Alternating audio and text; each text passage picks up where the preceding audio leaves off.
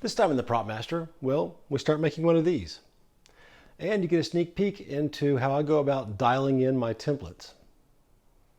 Okay, that second part's really just because I can't remember at all how I made this originally. And my notes, well, let's just say they were never intended to make any sense at all after a year. But a peek's a peek, so it still counts.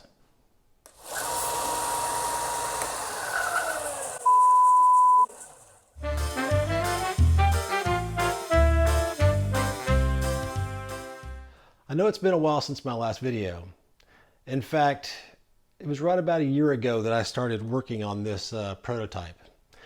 And I finished it up just in time to rip the ACL out of my knee, and then surgery, physical therapy, and well, basically 2020. And one of the main reasons why it's taken me so long to get this video out is that for the last few months, I've been trying to remember how I made this prototype.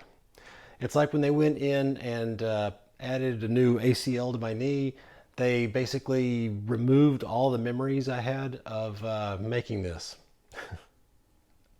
So I've been having to go by my notes, and to be honest, my notes were, like I said before, are never intended to be any use at all, like, you know, a year later. In fact, I'm looking at them and I don't know if I've already made the changes that are marked on there or if there are changes that still need to be made. And to be totally honest, I think it would have been a lot faster if I just started all over from scratch and made a new one.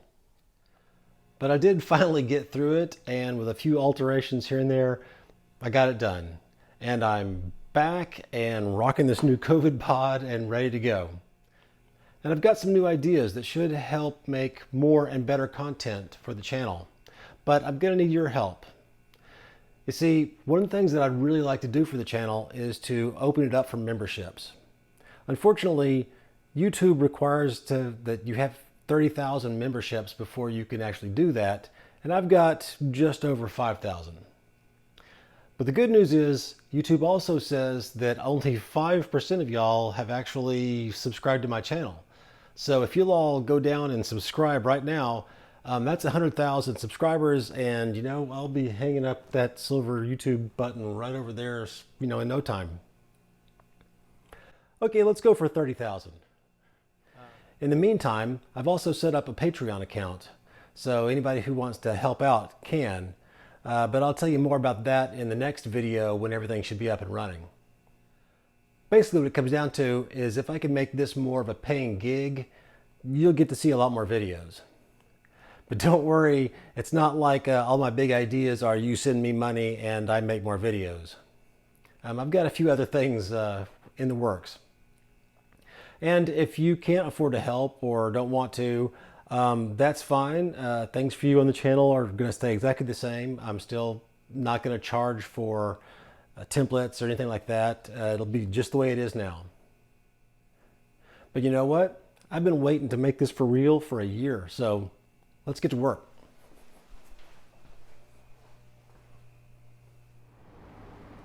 Okay, so let's get started on this.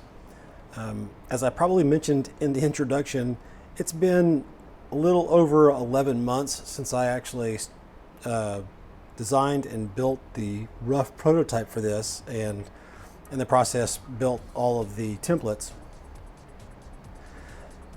And that being said, I don't really remember how this works. So, but we're gonna put it back together. I mean, I think I've got it pretty much figured out. And I can honestly say that whereas I think the actual building of this is going to be pretty straightforward, the process of designing it and working out the templates and everything, this has been easily the most difficult project of the entire Boba Fett outfit build.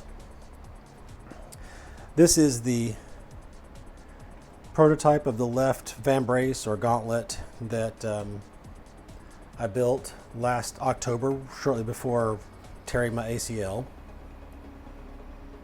And I'm pretty happy with it. It was one of the things that made this so difficult is that it's not easy to get good images of the actual Vambraces. You can get a lot of images, but most of them are from other people's interpretations. So I designed this off of what image captures and photographs I could get of the actual movie prop, including some fairly good photographs of some of the prototype molds that were made for the movie. For this particular video, I guess I could. You can see here on the flamethrower piece, I actually designed and built this so that you could push this and it would spray water out the ends. But in the end, it turned out to be, this part actually works fine. The whole thing works fine. But this is what I had to do as far as getting a water tank that would fit into the jetpack. And it's not very big. It doesn't hold very much water. And unfortunately, in order to tighten it up enough that it will be pressure tight, so you can see it's not exactly a huge volume in here. But the biggest problem is in order to get this tight enough that it won't leak, requires putting this whole thing in a vise and getting a large pipe wrench and really torquing the heck out of this thing. Even with Teflon tape, it just won't seal unless you're putting a huge amount of torque on it. It's a kind of a letdown. If I could come up with some other vessel that would fit into the jetpack and work, then I would may revisit this again at that point. So at this point, we're not going to worry about making this shoot water. So for this particular video, we're not really going to worry about what is commonly called the rocket or the missile, despite the fact that you can clearly, in Return of the Jedi, you can clearly see Boba Fett fire a blaster bolt from the end here, and from the Mandalorian, it would seem that these are tiny little missiles or tiny little rockets that shoot out from here, and this is not one big miniature concussion missile. But it's still commonly called the rocket or the missile, but we'll deal with this at a later point. Also, we're in this video not going to worry about the flamethrower part. And at this point, we're not going to worry about this lower part of the Vambrace here. In this part, we're just going to worry about this upper piece. So I've got everything labeled here on the templates, but because of the way I've got it labeled, let's go into some terminology as far as this thing is concerned, at least the way I'm saying it. I've started calling this section here just the rocket section, with the pieces on the sides being called the rocket trim. This is the tracker section because it was supposed to fire little tracker darts out of here. So this is the tracker section. Obviously this is all the front section, this being the rear section. Left side and right side, obviously. And then you can't see the labels here, but I've got deck number 1, which is this bottom section right here, and then deck number 2, which is this section right here. I think that's everything. You can see, like here, I've got labeled tracker left side, so that's going to be, this is the tracker, and so it'll be this piece right here. Let's talk about something else that's on here, label-wise, if I get this to focus. There we go. Might help to do this. And that's on several of these pieces. I have an angle marked, in this case 39 degrees.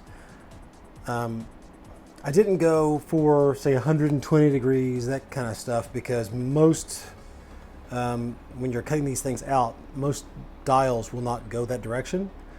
So I've kept it on the less than 90 degrees as far as the angles go. In this case, you can see that it has a dotted line. That means that when you cut this out, the angle of the bevel will be like this. So it's sort of, you know, it's just a way of designating that the angle goes back behind this front section instead of being a bevel out in front. You'll probably be able to understand that a little more when I'm actually doing it. But that's just a little heads up there. I think that's pretty much everything we need to know about these templates. This is just the amount of templates that needed for this top section of the Vambrace. And from here, we want to just go ahead and put these onto a piece of 1/4 inch thick material. I'm going to use some of this 1/4 inch Sintra that I have left over from when I did the armor itself. The original rough prototype I made out of 1/4 inch wood, which you can also work, you know, it'll be a little bit heavier, but it's not that cumbersome. Could you make this out of 1/4 inch thick or 5 or 6 millimeter EVA foam? Yes, you're more likely to get, you know, distortions and waves, and it's, you know, going to be more likely to bend and get wrinkles in it. But if that's what you want to work with, then yeah, you should be able to get a pretty good representation of this in EVA foam if that's what you want to do. I'm going to go ahead and continue to use this Sintra, which, you know, you can find pretty easily online. So I'm going to go ahead and put this down onto some Sintra, and then we'll be right back. Okay, so I have my 1/4 inch thick piece of Sintra, and I've traced out all my pieces around the outside so that I can use this already cut edge as part of my pieces. But then after I did that, I realized, you know, all of these have bevels that need to be cut, which is going to be a pain with the, you know, right up against this edge. And I also didn't think about any of them that might have an angle that's the opposite direction, which means I can't cut them out that way at all.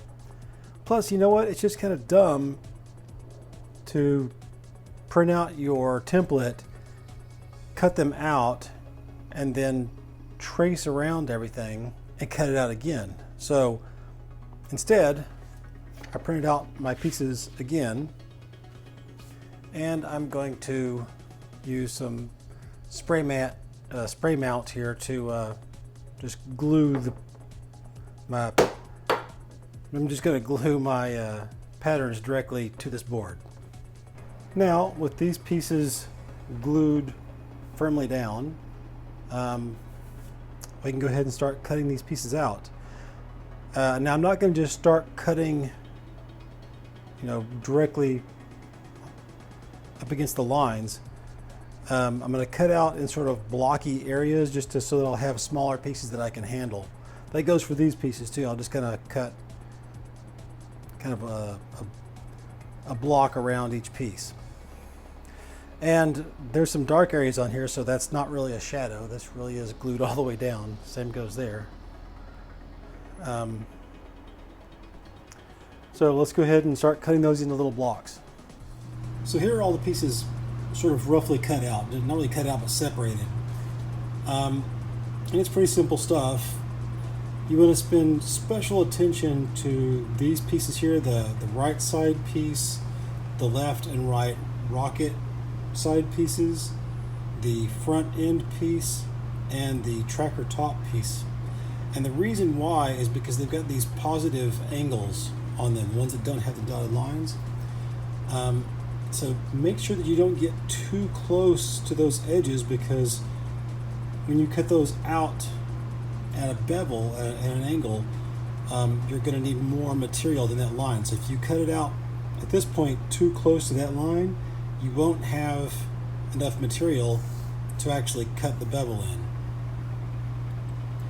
So those are the 5 you need to be, spend the most attention making sure you don't cut them out too close. You don't want to cut out the other angles too close either, just because it's harder to follow that line if it's cut up right up against it.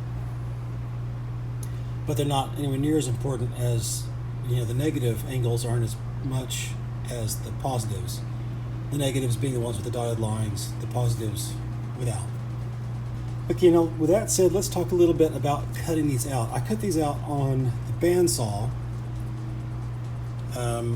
You can cut these out with an X-Acto knife, but it's going to take you a year because you're going to get maybe a 32nd of an inch deep with each cut, and you're just going to have to keep going, keep going, and keep going, and keep going. And by the time you get through with it, you're going to be an old person.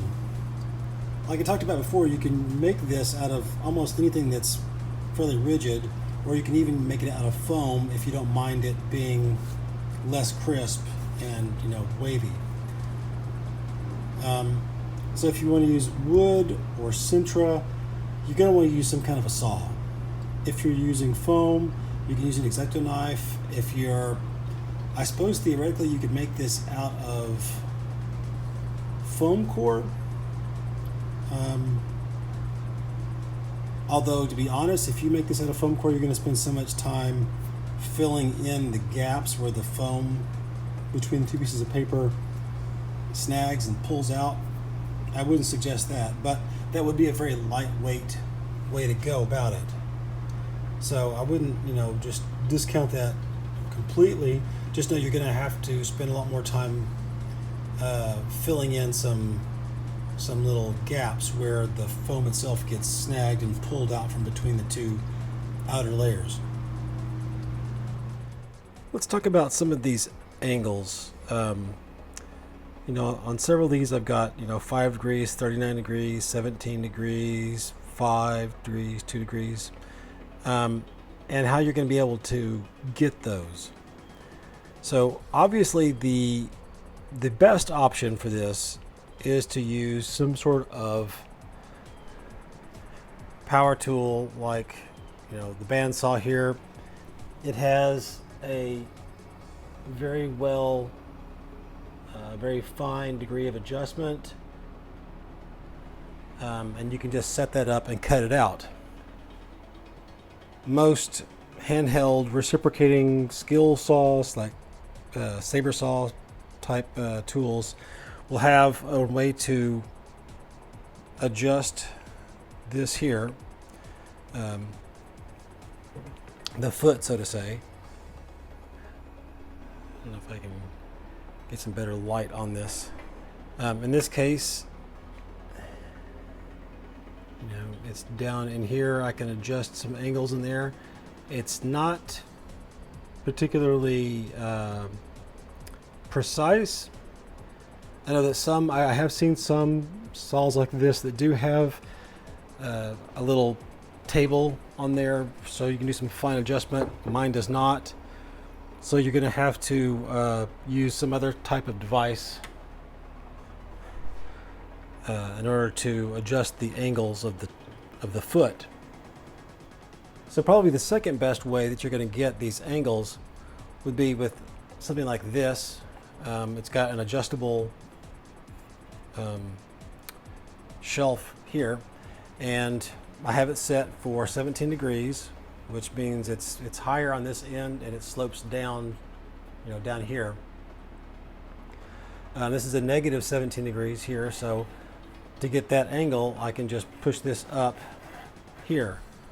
You just, cut this out however you're going to want to do it, with the coping saw or a hand saw, however you do it, and then set this angle, and I can get that negative 17 degrees. To get positive on this, it's going to be more difficult, because basically what I'll have to do is try to cut this edge as perpendicular to, or as parallel as I can to that line there, leaving enough room for the bevel. Flip it over and just cut it here, sand it here, flip it over to see how close I am to that line. Go a little bit more, check the line again, and unfortunately that's the only way you'll be able to get a positive angle on that. Unfortunately, this is just going to be one of those jobs that is going to be very difficult to do with the most simple tools. You're really going to need to have some sort of mechanical help to get these bevels. And now that we have these cut out, we can go ahead and start working on cutting them out, in their precise shapes.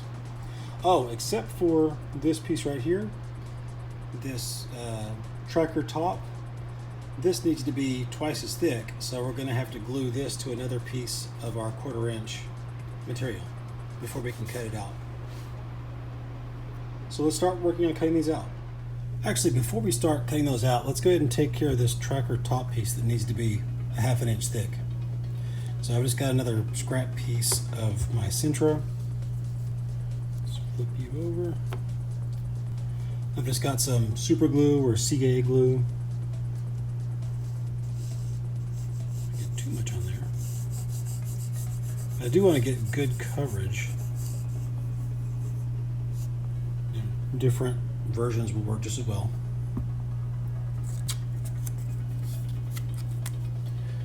I'm just going to smooth this out.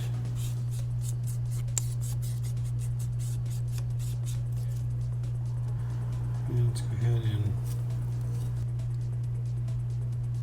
make sure that it's actually covering on all sides, which I didn't do.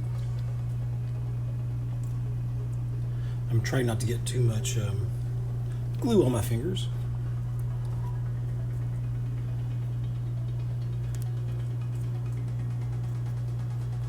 Yeah. So yeah, definitely make sure your scrap piece is bigger than the piece you're gluing down. And then put some positive pressure on that and hold it down good.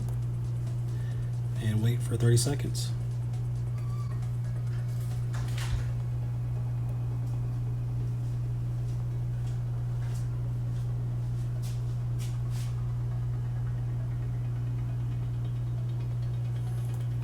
That should be good enough, and then hopefully it won't have done too much damage. Let me go ahead and wipe that up real quick. Okay, so got that cleaned up. For future reference, probably better to put the glue on and then place that top piece onto the base instead of the other way around, so you don't end up with all this glue here, but that's fine. But after all that, we have our piece here. I can still read all the markings, so we're good. And it's now a 1/2 inch thick. We go ahead and start cutting out the pieces. I'm going to start by cutting out all of the angled pieces, which is everything on this one. Okay, so I'm over here at the bandsaw, and I've got all my pieces divided up into groups where they have the same angles. And my first angle is 17. So let's go ahead and change the cutting angle. Yeah, let's go ahead and change this table to be at 17 degrees.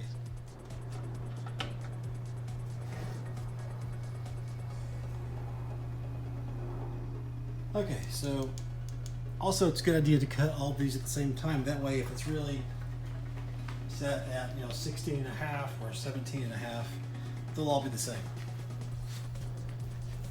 Okay, so this is a positive 17, no dotted line. So I want to cut this direction so that the blade gives me more material out here. So let's go ahead and do that. It's going to get loud for a second, but hopefully I can correct that in editing.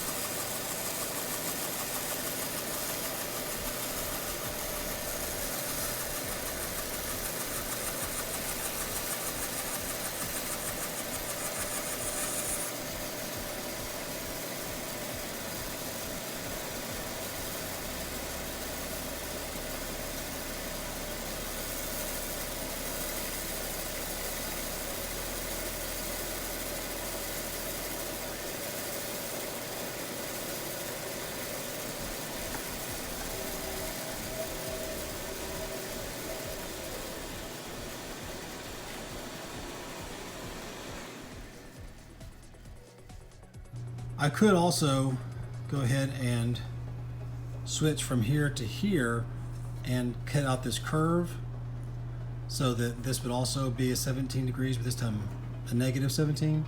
But I think I would rather file this after the whole thing's assembled. So let's go into the other pieces.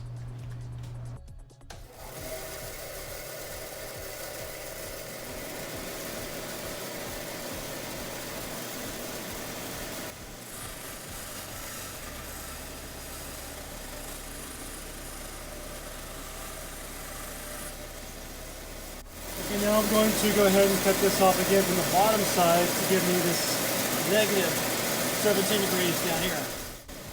Don't follow the dotted line, follow your normal line.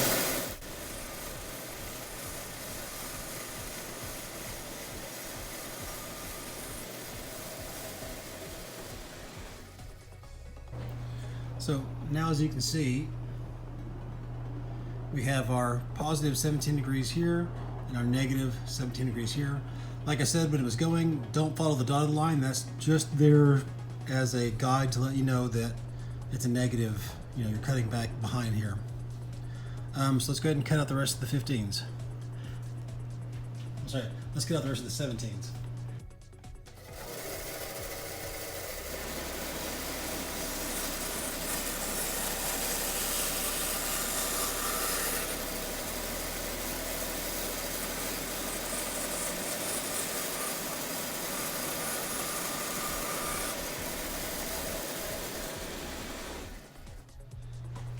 This is a good time to talk about, you know, let's be safe around these, especially the power tools.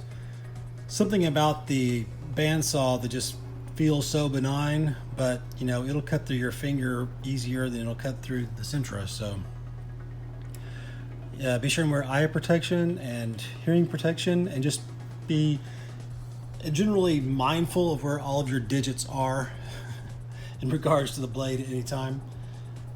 Just, you know, respect the machine.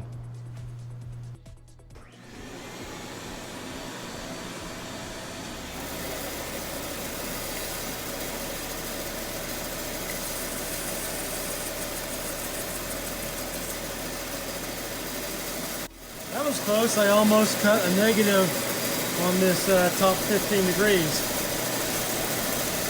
Positives on 15.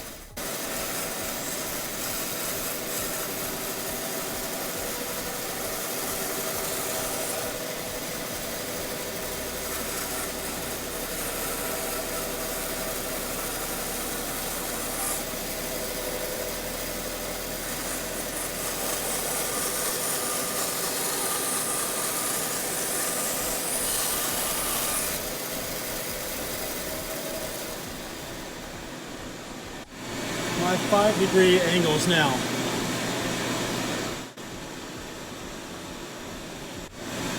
This side, we're cutting back into it.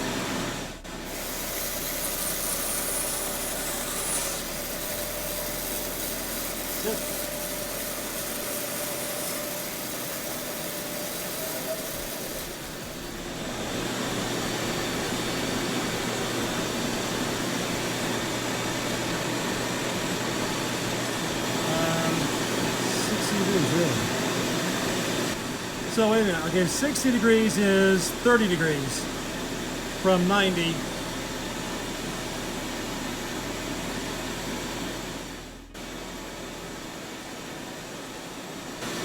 So I'm going to mark this,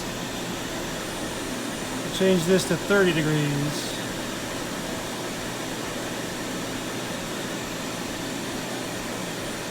So this should be fixed by the time you get this.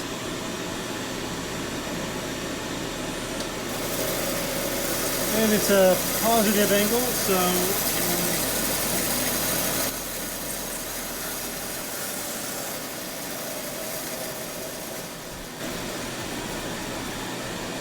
okay, so now I'm going to change it to a 39-degree angle.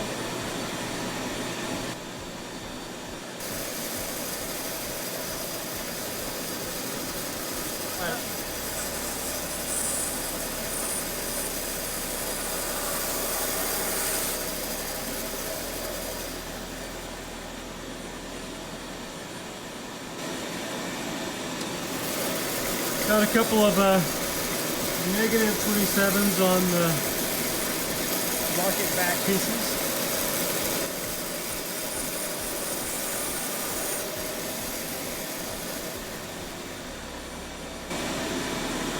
Got a 25 and a half. I'm just, trusting in my notes. Once again, it's a negative, so I'm going to go where the blade cuts back into the piece.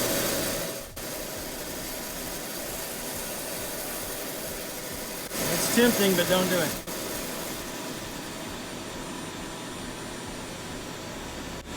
I made an eraser. So now we'll do this negative 2 degrees here. I think that's our last bevel.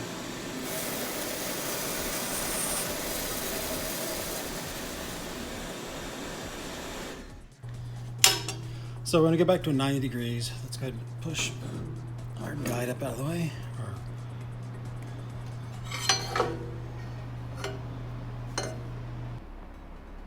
For the rest of these cuts, I've switched over to a narrower blade. I could have used this blade on the others as well. I was just too lazy to change it until I realized I probably needed to. I'm not really concerned with this kind of stuff, but for the curves, and some of them are reasonably tight curves, like here, that big thick blade is not going to work very well. So let's go ahead and finish cutting out all of these 90 degree or straight up and down cuts.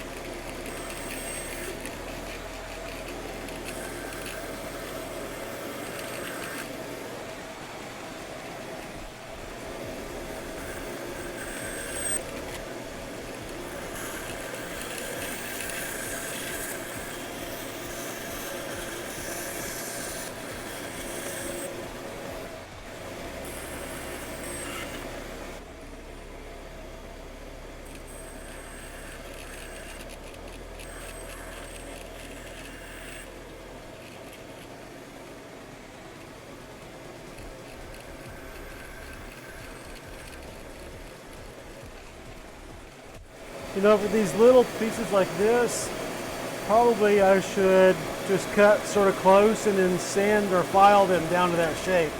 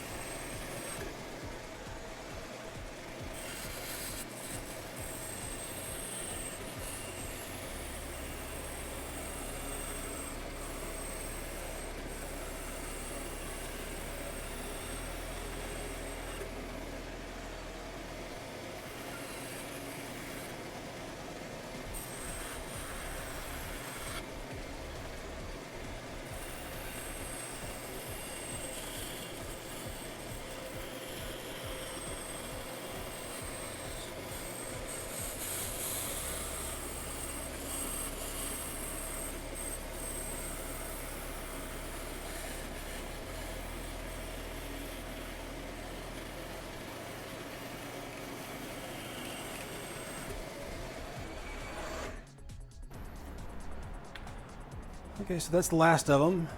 Let's see this. Finish. This one.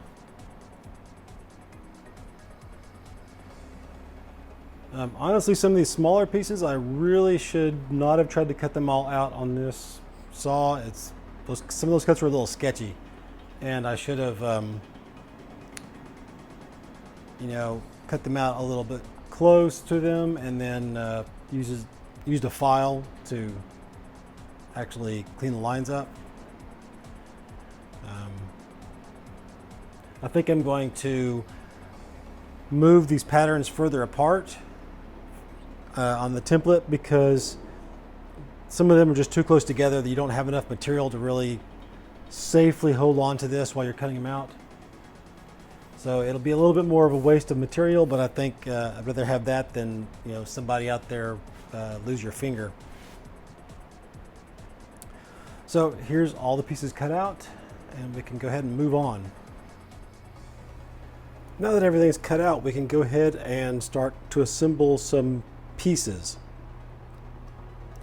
We're not going to build this up piece by piece, individually.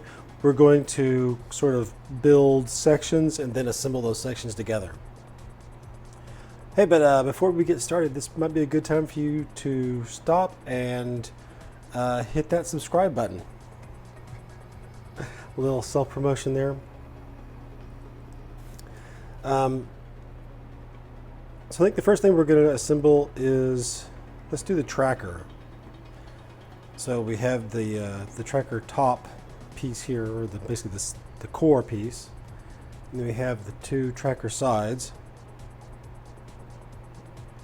I've got some cyanoacrylate glue, CA glue, super glue, crazy glue, whatever you want to call it.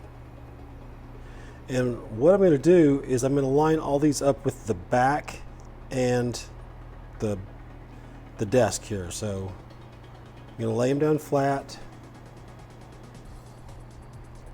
I'm going to line the backs of all the pieces up.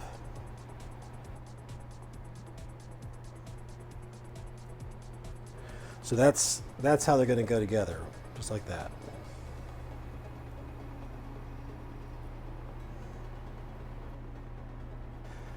I like using the super glue, but you could also use hot glue.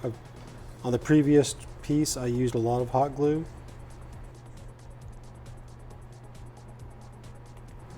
Notice I actually have my gloves on this time.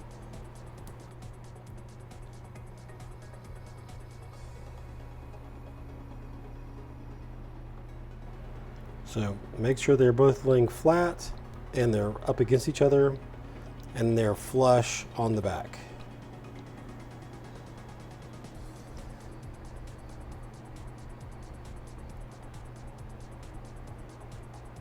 You can kind of pick them up, occasionally, just to make sure that they haven't begun to glue themselves to the floor or the desk.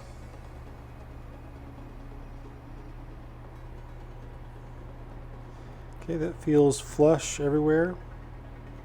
It's also good and secure. Let's go ahead and do the other side.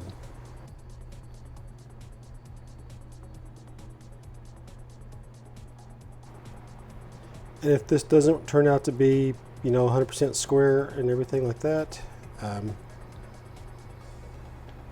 should be, but if it's not, then it's not the end of the world. Trust me, we're going to have a lot of filling and shaping to go after we start to assemble the whole thing together.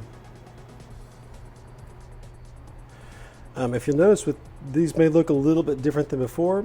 I realized that I had not marked to put angles, or to cut this out at angles, so I had to go in and fix that on the template, and then I recut these out. So all seems pretty good. I'm going to go ahead, and I have some of this zip kicker. It's just a CA glue accelerator. I'm going to move this away from this area, and I'm just going to kind of spray the joints. That'll instantly cure the glue, so I don't have to worry about gluing my fingers to it later on.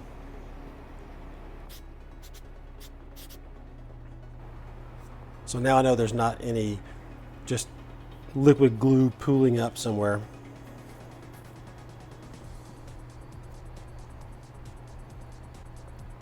Except on the desk where I just set it back down into it. Also, if you'll notice, this is not exactly all flat and one piece across here. We'll have to deal with that in just a little bit. The next thing is, let's do this. Attach this deck 2 to deck 1. It's pretty obvious where it goes. Of course, I don't want to glue this down to the piece of paper that's there, so we've got to deal with that.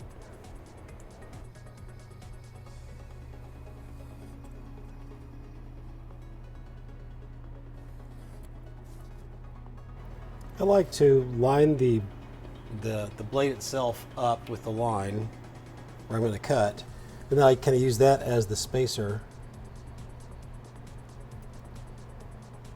to get the right space for the straight edge. Then I make sure that it's the same at the top, and then I can just go from one to the other. Now we have to figure out how we're going to take this off.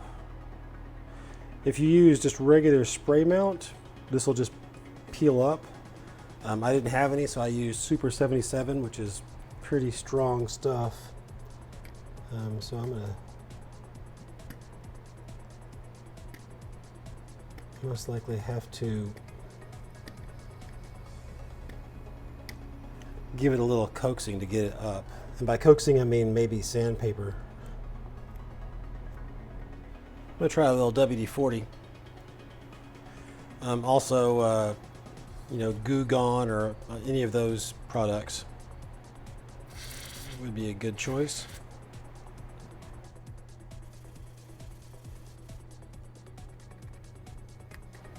This would be a lot easier if I was just wanting to take off the whole thing, but since I'm trying to take off just this one part of the pattern, I suppose for this one piece it might be a good idea to just cut this one shape out before you glue it onto your piece of plastic. So if you've actually watched this video before you start working on it, instead of kind of going on one piece at a time, then you've learned to cut this shape out before you glue the whole thing down on the pattern. I may add that to the pattern actually. Okay, so in the end, it's actually the WD-40 just needed a couple of minutes to work its magic, and the rest of it just kind of peeled off. After that, I took some denatured alcohol and went over everything just to make sure that there was, to clean all the WD-40 off. I don't know that that would have really hampered the glue, but it might. So no point in taking the chance. You won't have to worry about this because I'm going to mark this on the template and you will have already cut that part out. So now we just have to glue this onto here. You don't have to cover this whole big giant thing with CA glue. It's going to spread out. And pot glue still works fine on this. So if you'd rather work with hot glue, then you can do that. I think the CA glue is a little bit more permanent, but that can also be a downside.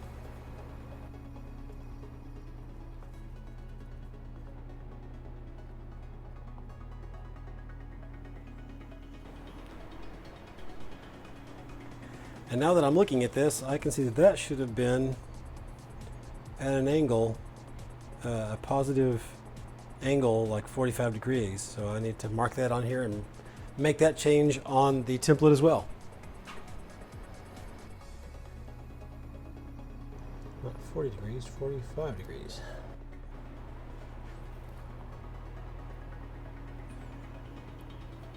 Okay, so this all lines up nice.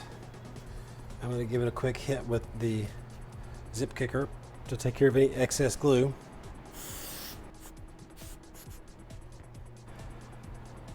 So this piece is going to fit sort of right in here. And then the rocket piece comes in here behind it. So let's go ahead and assemble the rocket. So we're going to need the rocket front and the rocket sides and the rocket back. And then the one thing that we don't have yet is the PVC pipe.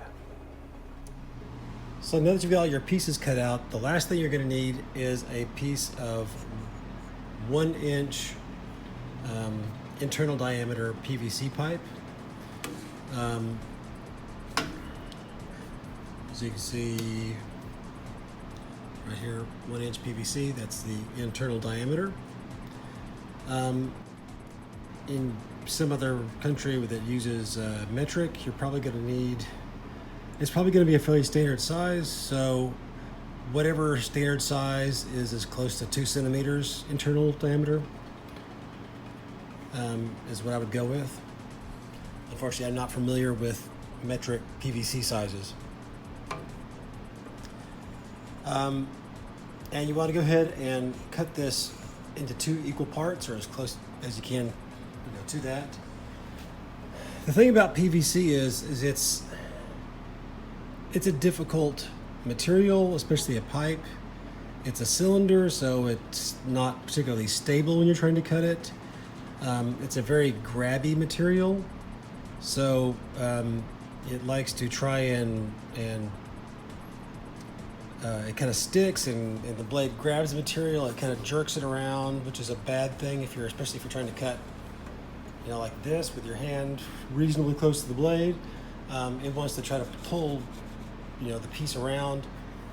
Not always forward. Sometimes it'll pull it, try to spin it. It's just difficult to work with. As you can see from the dust, I have tested this piece, and I know that this blade does a pretty good job cutting PVC. Blades in the past have really surprised me how they've grabbed into the material, and they can really try to jerk your hand toward the blade, which is just not a good thing. So you need to be really careful. Alternatives, it's difficult because not only do we have to cut this in half, as you can see from our template here, we also have to make these 2 angled cuts, and they're not, one's 39 degrees and one's 27 degrees. The safest thing would be to use a miter box, but you're never going to get something like a 39 degree angle or a 27 degree angle. So what I would suggest would be to use a miter box and cut less of an angle, so you've got more material there. If you cut too much material away, you can't put it back on there. But if you cut less material, then you can always go back and sand that in once you put the whole thing together and make everything match up. Of course, if you have a radial arm saw or a compound miter saw, or just a chop saw for that matter, as long as you can select angles with it, I would suggest going that route. But first we have to split this down the middle, and that's not an easy task.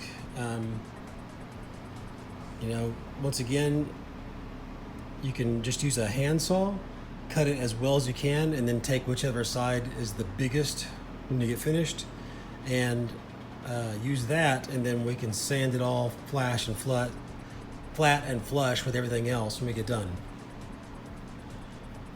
As it is, I'm going to go ahead and cut this with the bandsaw. PVC dust is not something you want in your lungs, so you need to wear some sort of dust protection. Don't get me wrong, you probably should do that same thing with wood, because wood dust in your lungs can be pretty nasty as well.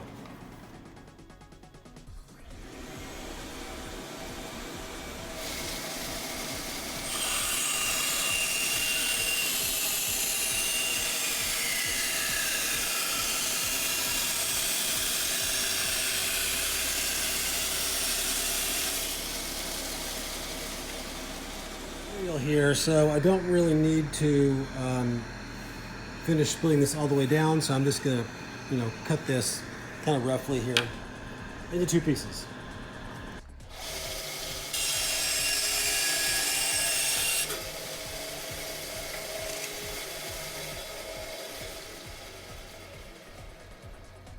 So that's actually not bad at all.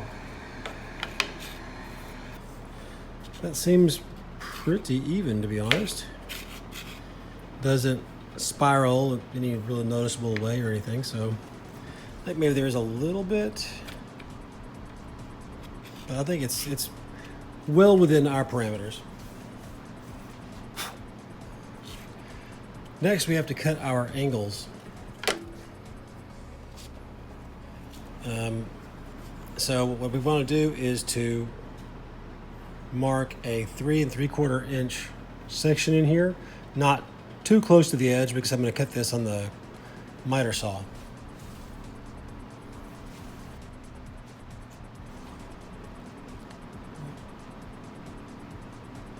afraid there is no real easy way to do this.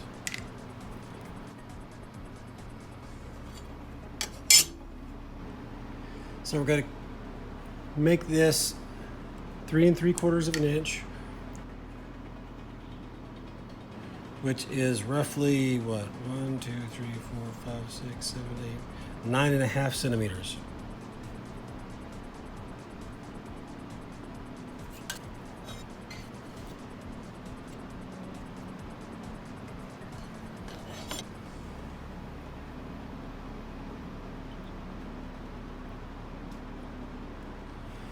Okay, and then I've just marked these as to what angles they get, 39 degrees and 27 degrees.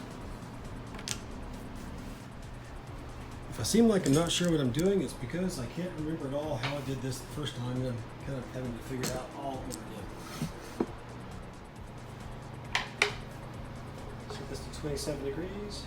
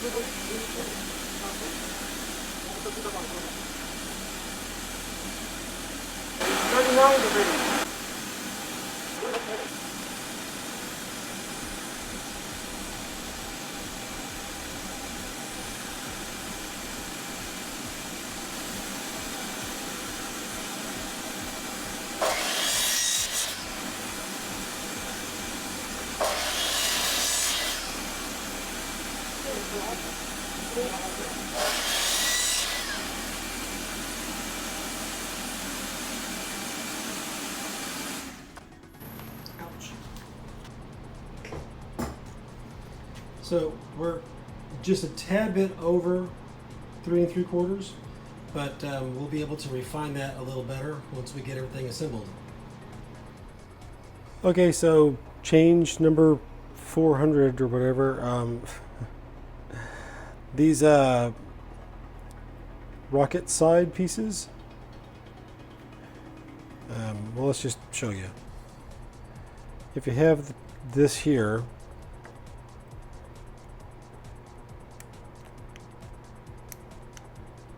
this works pretty well.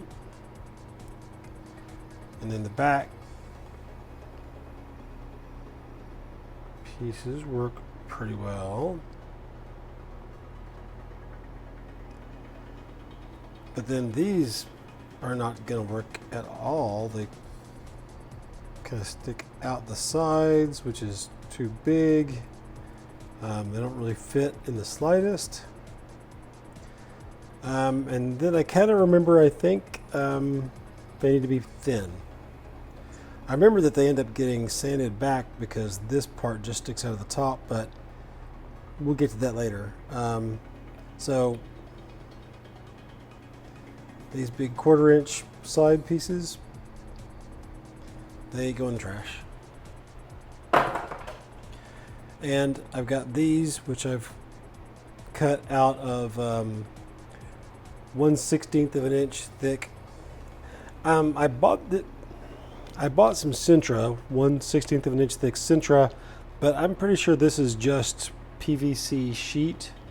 I don't think it's foam at all. It came in this. It's extremely flexible. And it just says it's, you know, a sheet of PVC. So that's what they sent me. If you want to use, if you can find Sintra that's a 1/16 of an inch thick, it's about 1.5 millimeters thick. So probably I would go with a 2 millimeter thick if you're going that route. If you want to use Sintra, use it. If you want to use wood, like a balsa wood or basswood, that would work fine. I'm going to use this PVC here, and that's going to work just fine right in here. You don't have to worry about the angles. Just cut it out at, you know, 90-degree angles. Just don't worry about putting any kind of bevel on here. Just cut it out. And we can go ahead and start putting this together. So basically I'm just going to take this front piece and I'm going to glue these side pieces to it. They're not going to match up at the top, just because we didn't cut this out at an angle, and it was just, you know, it's not really necessary at this point. So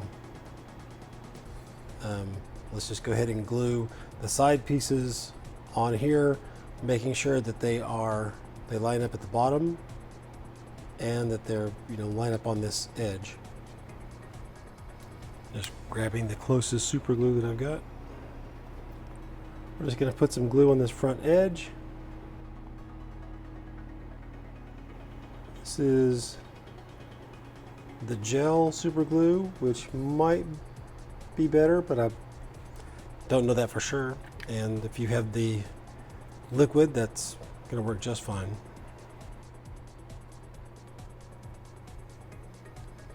Make sure you're on the right side.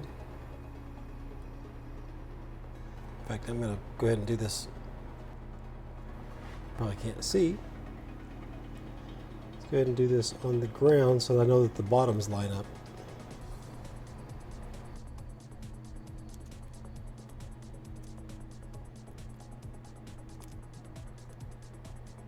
You can't really see it, but okay. Now I'm going to hit it with the zip kicker just to make sure it's all dry.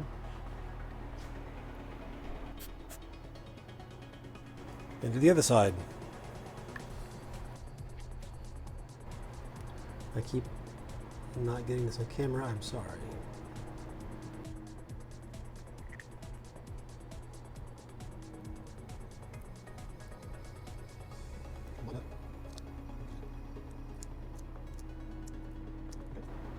Spray it with the zip kicker again. Okay, that all seems flush everywhere. So now let's go ahead and add the backs. Make sure that you get the left for the left side and the right for the right side. And once again, they're not going to line up, you know, in a straight line because we didn't, you know, cut that top part at an angle.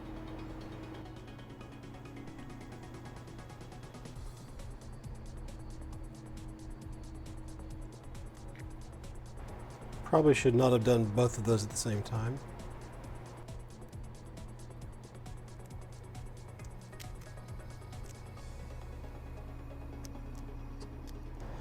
Man, suddenly my gloves are very attached.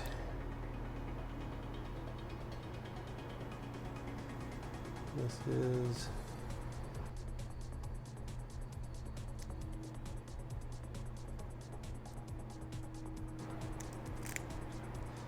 okay. It is definitely lined up, so I'm going to go ahead and hit it with a zip kicker so I can stop gluing my fingers to this thing. Now that we have all these pieces glued together, we can go ahead and glue this piece in. It should fit just like this. If it's not exact, I wouldn't worry about it too much. I'm sure there will be quite a bit of shaping and filling and stuff to come later on. So I'm just going to put some glue around there. I need to move. I keep doing this off of camera. You'll be able to tell if you got it the wrong way because the angles won't be even remotely close. But the sharper angle is going to be in the front. Let's lay this down on the ground. So make sure that it is even as far as, you don't want one side to be higher than the other. And then try to get as flush in the front as possible.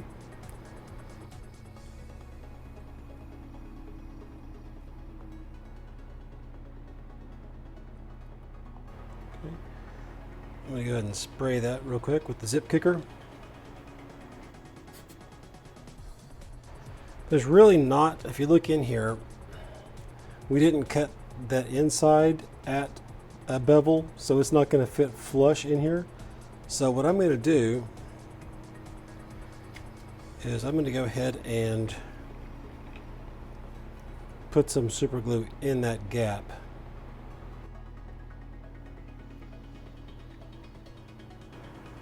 Hopefully I don't spray everything with this. I'm just going to hit it with the zip kicker real quick.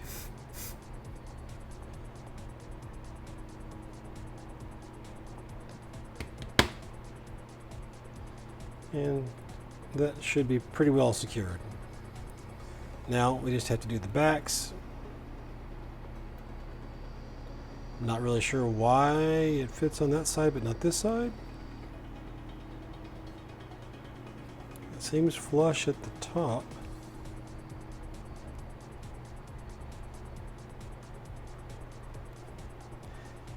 That is a complete mystery to me, but it's okay.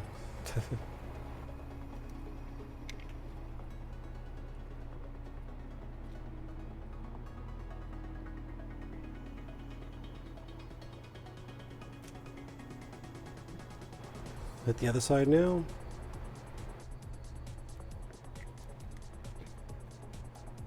I'm just going to hold this in place. So these are sticking out past here. I don't know if I need to sand those flat or if I need to fill this part in here with some kind of a putty afterwards.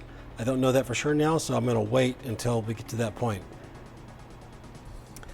But now we have all this empty area here, and I want to make sure that's attached well. So I'm going to kind of put in some super glue.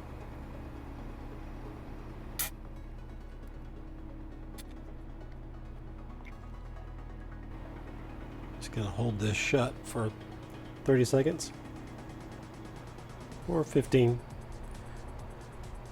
I'm going to spray it with a zip kicker. You don't have to use the zip kicker. I'm just trying to speed up the process. Because 30 seconds is too long to wait.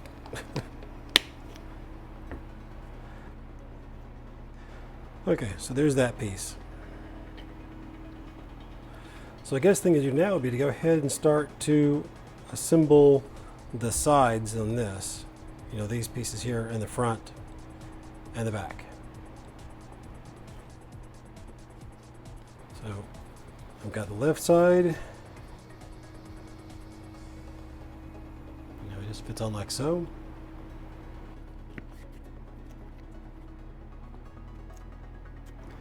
Afraid I can't see if there's any glue coming out or not. There we go. The light out here is terrible all of a sudden.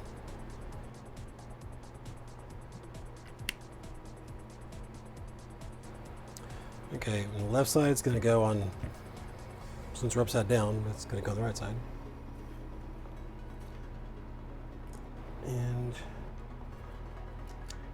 I'm just using my fingers to make sure that everything's flush on the outside. This one doesn't have an angle. Okay, this one is trying to be difficult. There we go. It did not want to move.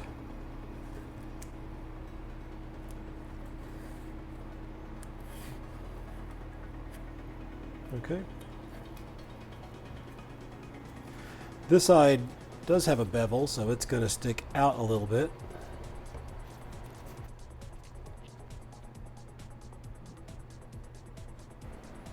Sorry, I just can't see, so I'm coming out to where there's a little better light. Okay, so let's get this lined up and make sure it's good and flush on the sides.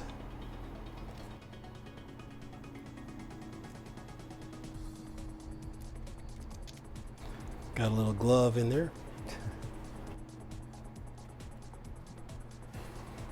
That seems pretty good. I'm going to go ahead and hit it with the zip kicker just so I don't have to accidentally glue my fingers somewhere on here.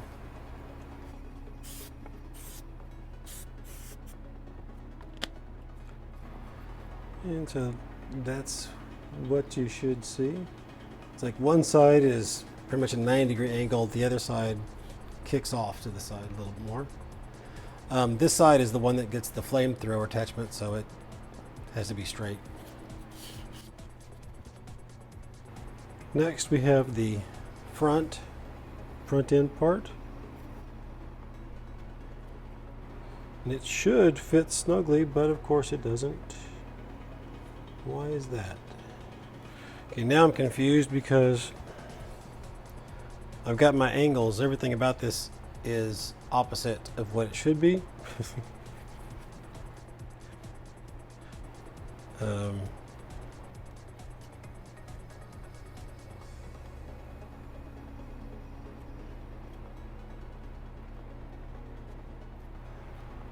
It should be right when it's on your version of the template.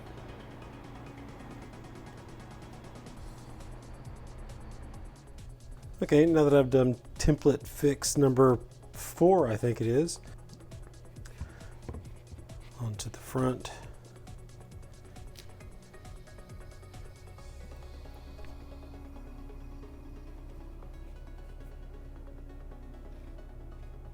Probably should put some on the sides as well.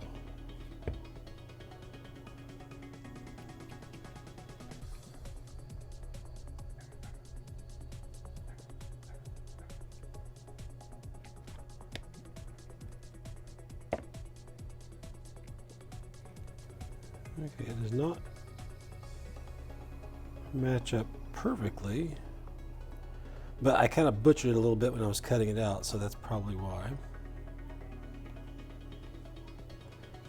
So I'm going to make sure that lines up over on this side.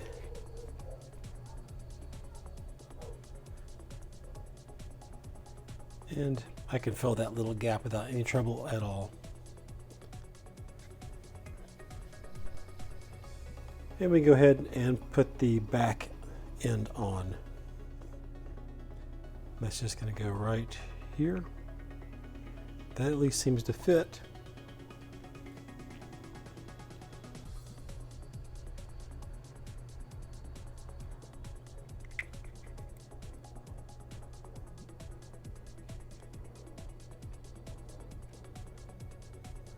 Make sure it's lined up all the way across and hold it in place.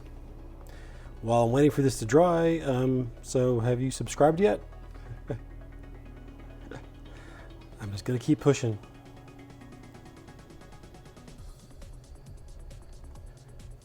Okay, I'm going to go ahead and hit this with the zip kicker.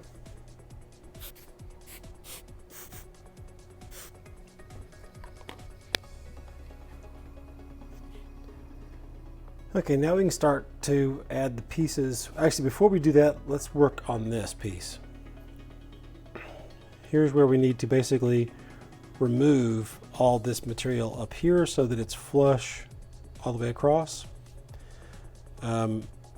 If you're really good with a handsaw, you could do that. I think I'm just going to use sandpaper.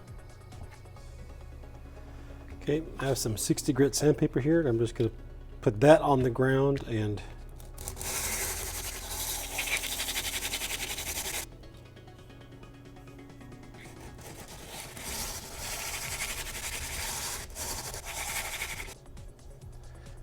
I'm making sure to put most of my force down this part where I'm removing the most material.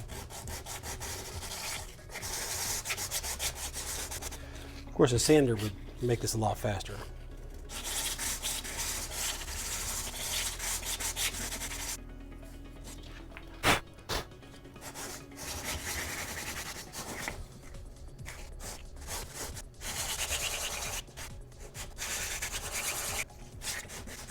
Okay, we're almost there.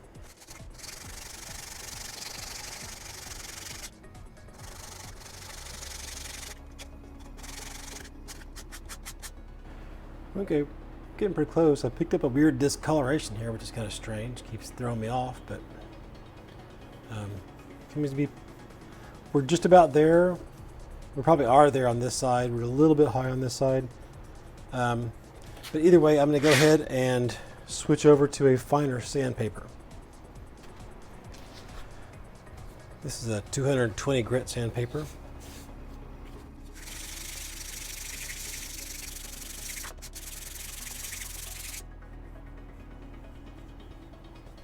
It's feeling pretty good. I'm going to go to a fairly fine sandpaper now.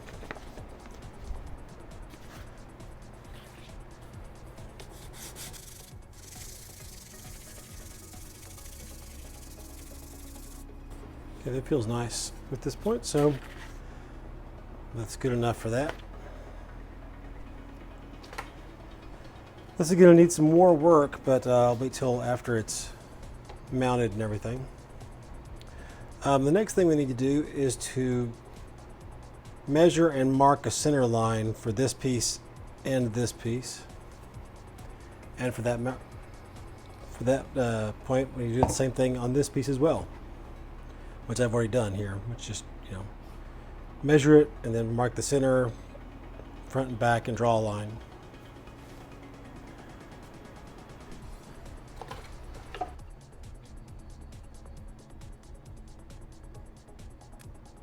So where I'm measuring it right here, it is 1 5/16.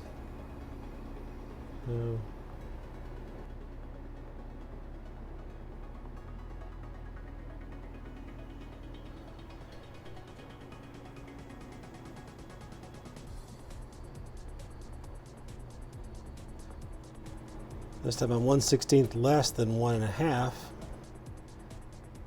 So that's what 1 7/16.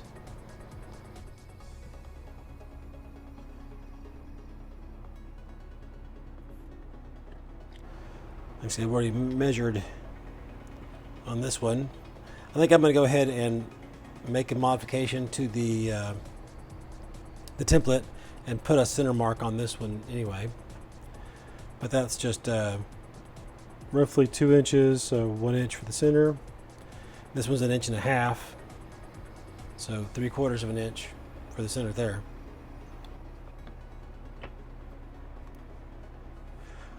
This is just going to help us when we start putting these in position to line everything up.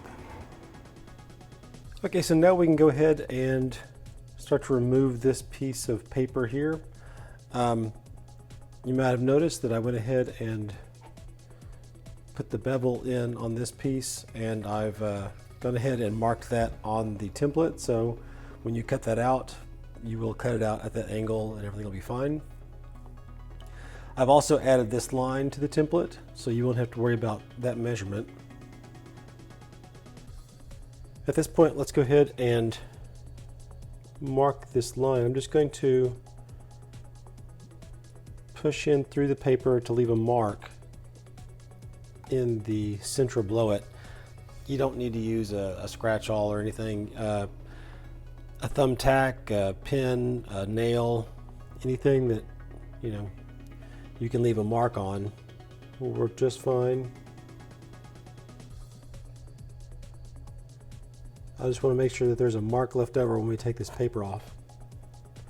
Also, I kind of jumped the gun on gluing the deck number 2 onto deck number 1.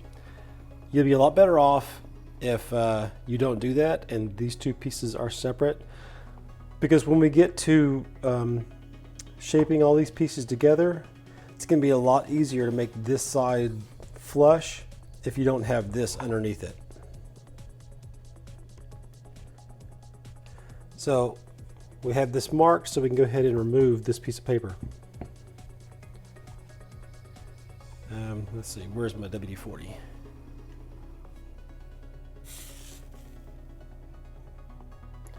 And we'll just let that soak for a couple minutes. Okay, it's been about 2 minutes. I'm gonna go ahead and take a rag and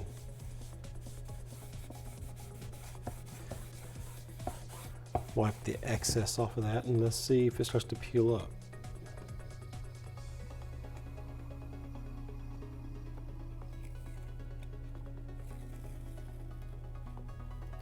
All right, that was a lot easier than the first time. Patience is a virtue.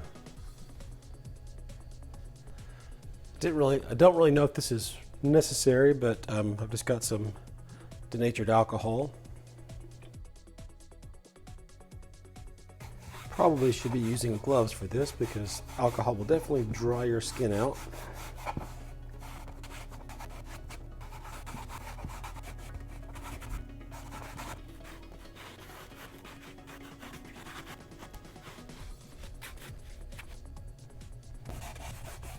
If you get a whole lot of glue on here, then just spray some more WD-40 on it and with a rag and wipe all that glue off.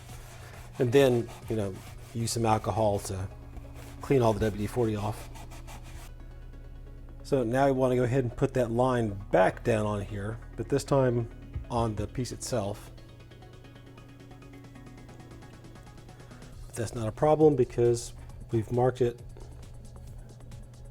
through the paper.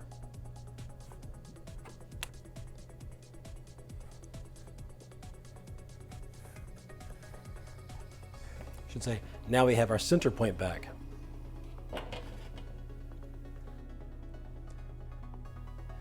Now, on this piece, if you notice,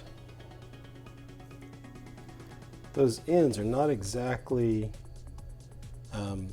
straight across. They both kind of point in, but we'll go ahead and take care of that. Well, it'll be a lot easier to fix that now than it will be once we glue this down. So let's go ahead and take care of that now.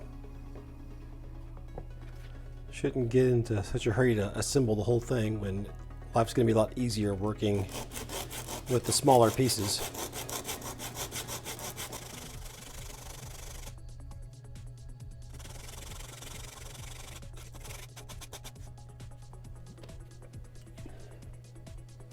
Yeah, it looks a lot better.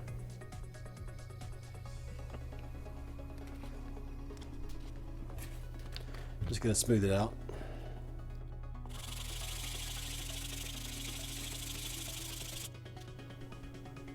That was 220 grit.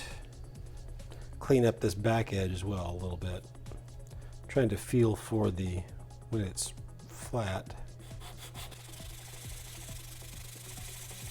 I mean, the odds of all these being perfectly in alignment with each other are pretty remote, to be honest.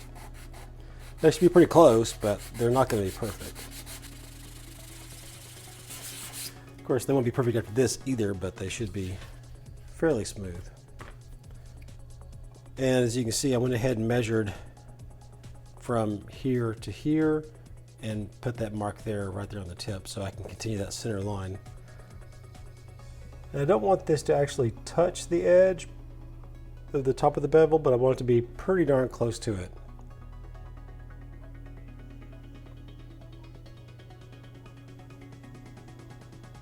So that's probably about where I want it.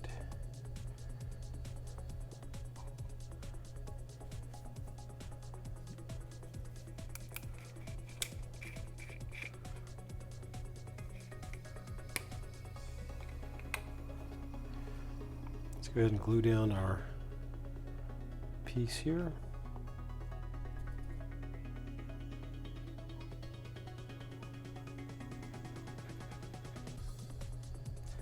I think I've got mostly a clogged up super glue bottle I need to clean out.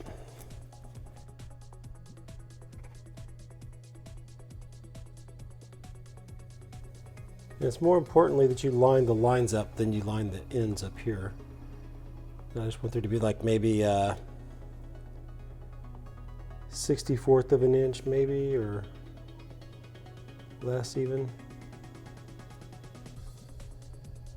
I just don't want it to be quite a continuation.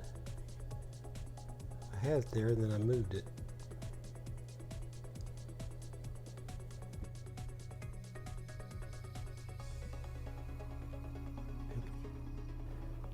At the last second I wanted to move the back that way, just the width of a hair, but I think it's already cured, so it'll be, you know, the width of a hair off, and that's just fine.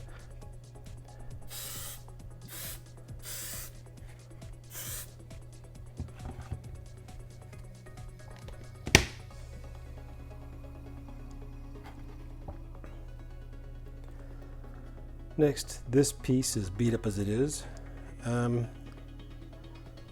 still don't know if I want to smooth the back out yet. I guess I could at least smooth the back out because it is definitely wonky. Not my best work, I can say that much.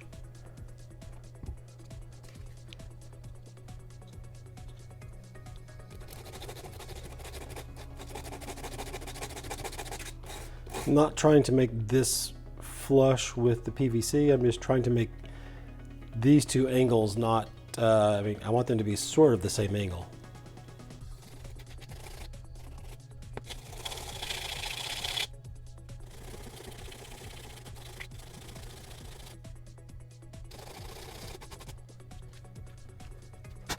It's looking a little bit more like it should at least be part of the same piece.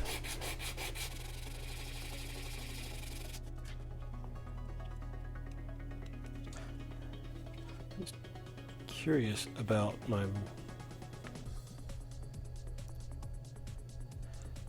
think I know what my problem is. I think I need the internal length of this to be 3 3/4, and I made the external 3 3/4, which of course made the internal smaller than that, almost 3.5, or just over 3.5. So I think I'll make an adjustment on the size that the PVC pipe is supposed to be lengthwise, so that it'll match up. Man, you're getting a behind the scenes on the production of the templates, that's for sure. Okay, now I can put this piece into place, and we're just going to line up our center mark, especially the one that's on the PVC there, with the top mark from this piece, and line this up with the line down here. I'm going to clean the tip of this bottle off real quick. Just want to make sure there wasn't like a huge curve on this bottom edge here, because I'm about to glue it down. I want it to be somewhat straight. It's going to get filled, so it's not a huge problem.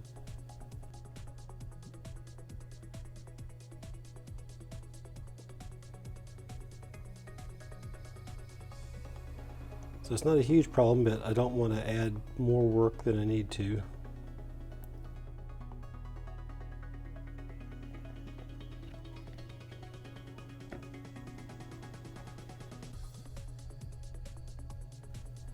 Once again, it's more important to get it on the line than it is to make sure that these two pieces line up.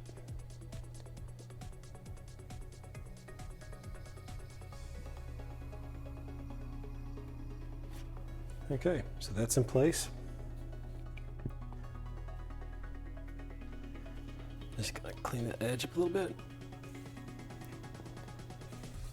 A little bit of glue squeezed through.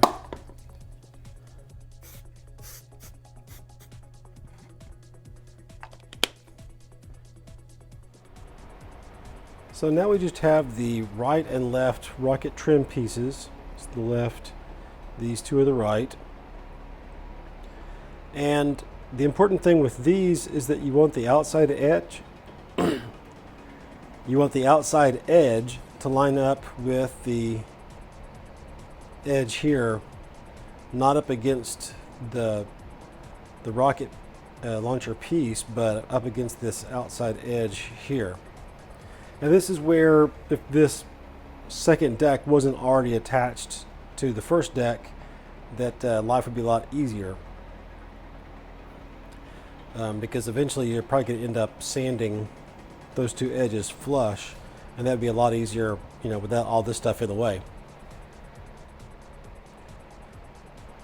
And as you can see, there's nothing symmetrical about this. The left and right sides are completely different. The other thing you're going to notice is that when you try to put this up here, it does not fit. There's just not enough room between here and here for that to fit. I mean, you could obviously cut this out of a piece of thinner material, but I didn't want to try to get everybody having to buy multiple sizes of material. You're already having to get, you know, this real thin stuff here without having to worry about a third size of material. So I think what we have to do is we're just going to have to sand the inside side of your trim pieces. You don't have to go all the way down, because as we get further toward the back, there's a lot more space. But, you know, this first third is going to end up having to be sanded.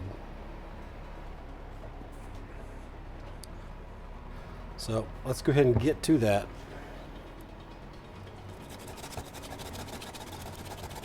You're probably going to have to remove about a third of its width.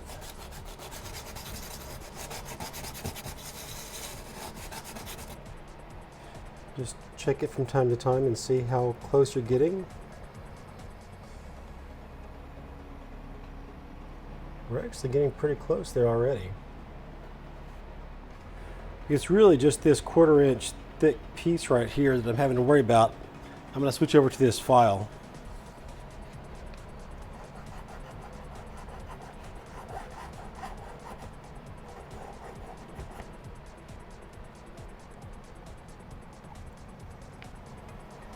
Plus I got some little beads of glue that are being a bit of a problem here.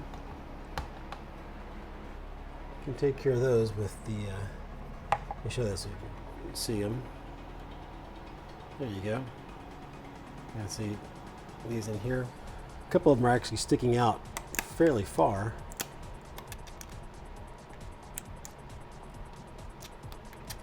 Okay.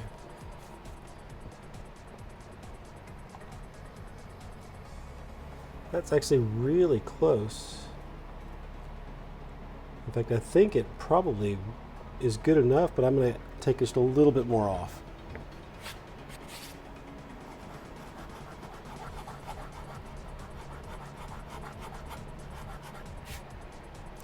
So, as you can see, we haven't really removed that much, but it's enough that this will now fit on here flush up against this edge. But before I glue this on there, let's go ahead and clean up all these edges. It's going to be a lot easier before we glue it down. This is some 220 sandpaper.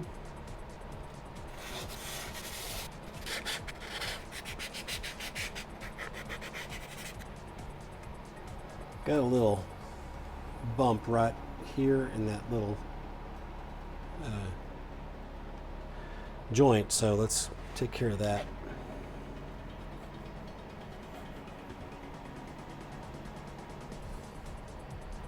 I'm trying to be really gentle with this because it's pretty soft.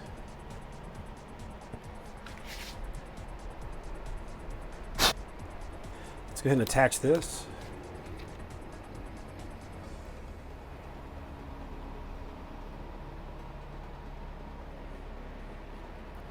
Once again, we just want to make sure that the front of this lines up with the front of the rocket launcher piece, and that this outside edge lines up with this outside edge here.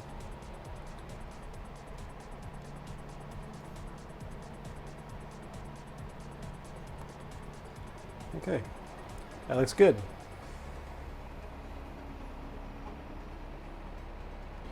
As you can see, this is actually sticking further back than this is, but we'll deal with that in a little bit. Next we have the right side pieces. We have the same basic situation on this end, although it doesn't hang over quite so far, so we won't have to do as much sanding on it.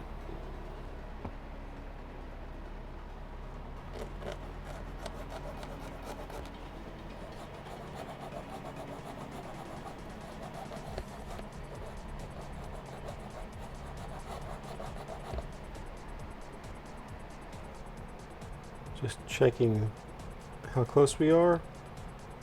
Still need to take a little more off.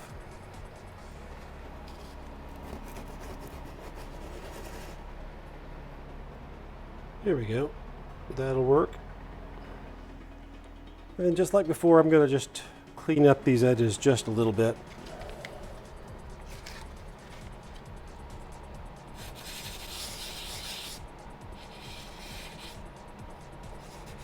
Really just trying to take the saw marks out of it from where we cut it out.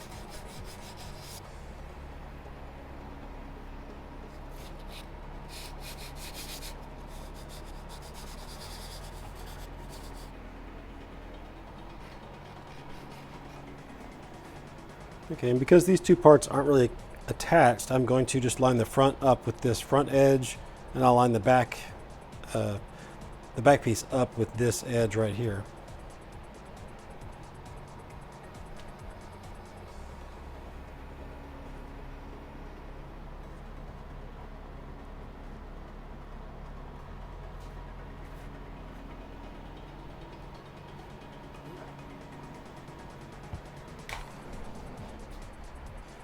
Okay, and now for the back. The little piece of paper kind of comes in handy. This little piece of paper comes in handy, and it shows me which side goes out, faces out.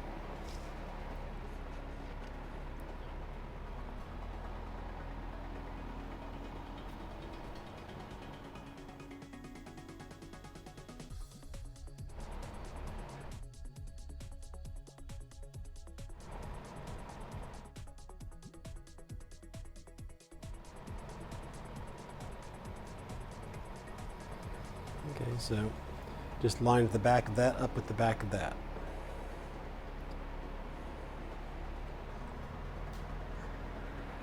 And once again, if this wasn't attached to this, it would be really easy just to come in here and sand this edge right down to make sure that everything was lined up and nothing overhung or was set back from the edge. So hopefully you can do that. I'm not going to be able to do that because I've glued it on there. Give everything a quick spray.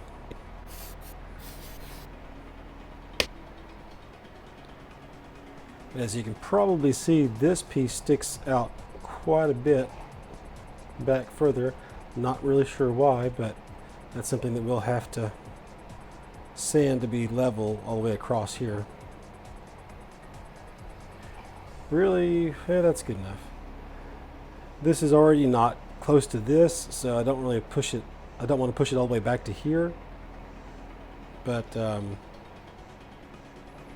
yeah, ideally you'd want this to be lined up in the back with this curve right here, but it's really not that important. Probably I could have given myself a little bit more space here, but it's not that important. Now that we have all that taken care of, let's spin this around. We have one last little thing to deal with. That's right here. I didn't put this on the template just because this is going to be a very, this area is going to be very different depending on exactly how it goes together. What I'm trying to say is that everyone that does this size is probably going to be a little bit different. So I've got the same thin material that I used here on the sides here, and I've just doubled it up so it's 2 pieces. I think that'll focus on that. So I've just got 2 pieces of that glued together, and this is what I'm going to slide in here. I just need to take some measurements.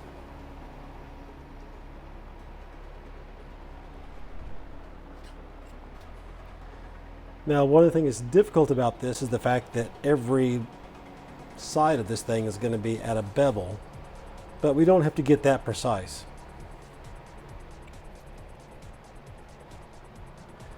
So I'm just going to put this in as a spacer.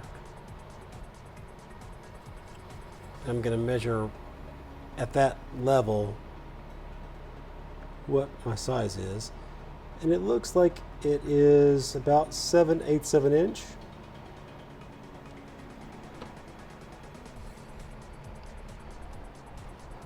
So I'm just going to write that down, 7/8.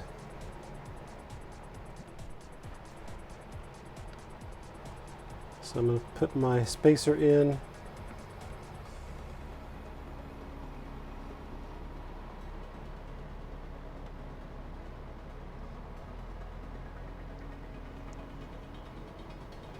It's about 5/16 for me. So I'm just going to go ahead and cut this out into a rectangle that is 5/16 by 7/8 of an inch. Your size is most likely going to vary. Okay, here's my piece, and if you're going to do this on a power tool, make sure you start out with a bigger piece of material. I started to do this on the bandsaw and realized that it was going to be, my fingers were going to be way too close to the blade trying to cut this out, so I went to a handsaw. So if you're going to try to use a power tool, start out with a larger piece of material. Oh wow, feeling a little lucky. It actually fits in there all the way. This is at an angle, and this is 90 degrees, so there's a pretty substantial gap on here. Plus it sticks out. It's more flush with here than there. So I'm going to go ahead and just sand. I'm not going to try to be precise about it. I'm just going to kind of hold this at an angle and take a little material off this edge just to put a little bit of a bevel in there. I'm not trying to match anything.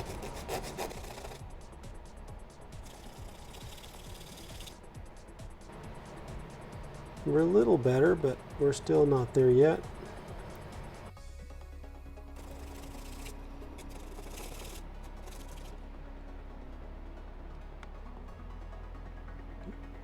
We're getting there.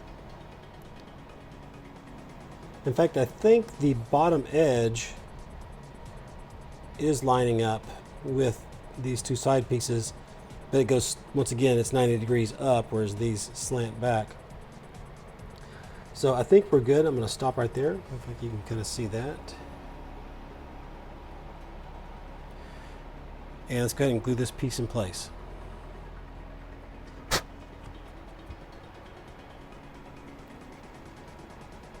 Like this time I'll put the glue down here.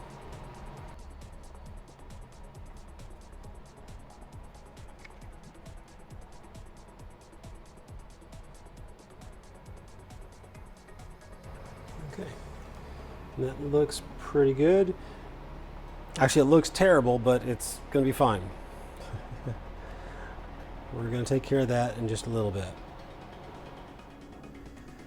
Now we want to deal with the gaps that are between the trim pieces and the rocket piece itself.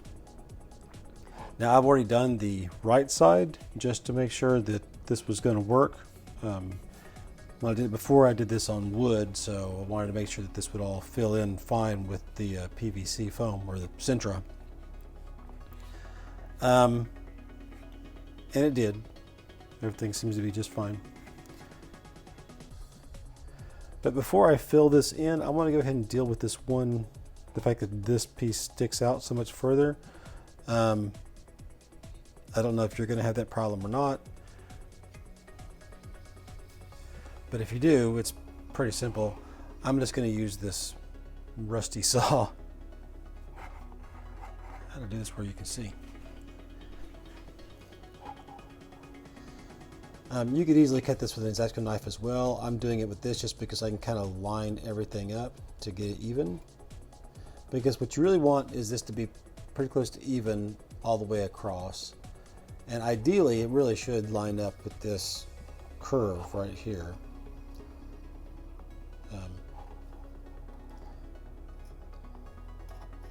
It's not a detail that's really going to be noticeable. But I definitely don't want this to stick this far behind.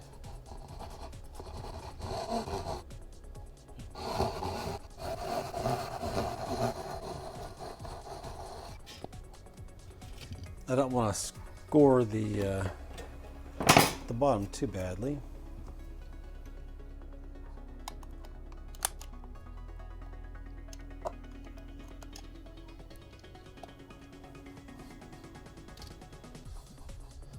It's still not straight, but once I filled this, I'm going to go ahead and sand this back flush, and I just didn't want that piece sticking out so far. And I'm just going to fill up this gap with some of this plastic wood putty from DAP. I know this stuff works. Most likely any wood putty is going to work for you, but at the very least I know this works. I want this to be pretty clean. I'm just going to blow this out real quick.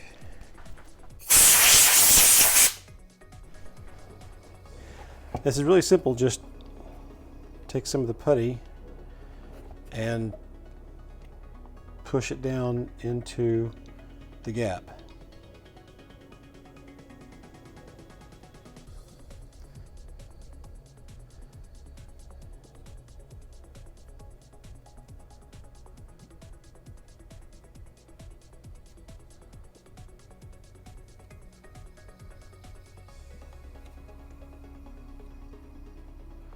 Make sure you push it in there tight.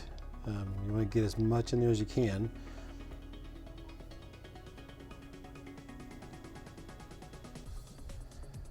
And ideally at the end you want it to be above the level.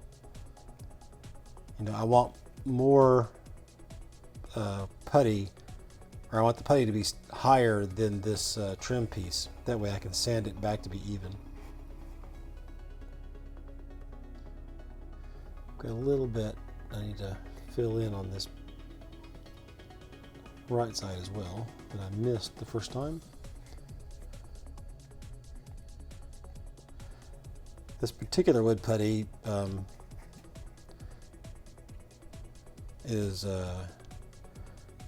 changes color, so you've got this pink color that it goes on, which I guess makes it a little easier to see what you're doing, and then as it dries, it turns to, you know, just a natural light wood color.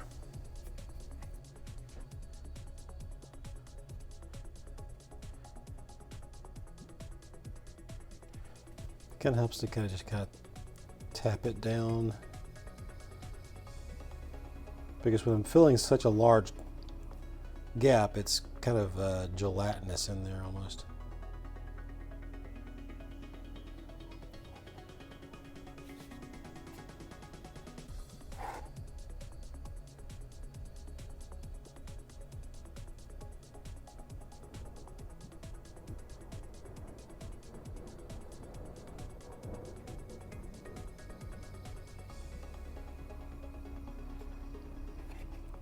And while I'm at it, I'm going to go ahead and fill like this crack here.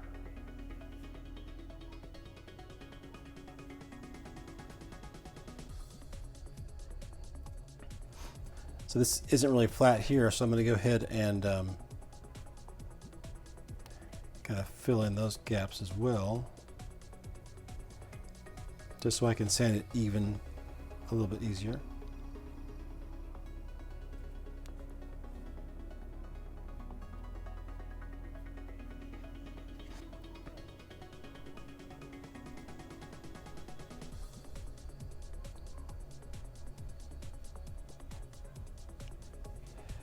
Okay, and then there's a little bit of a gap between this piece of plastic here and the PVC. So I'm just going to kind of put some in here.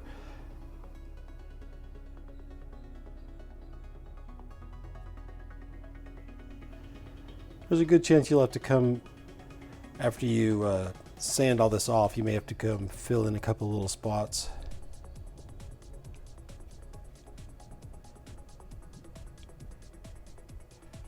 Okay, so that all looks pretty ugly, but after this dries, you can sand it to where, you know, it looks more like this side over here.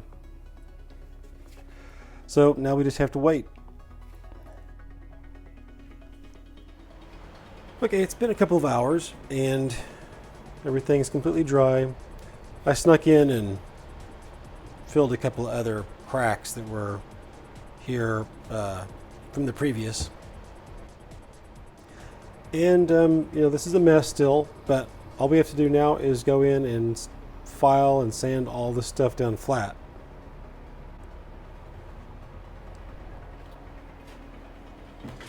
In a way that you can see it.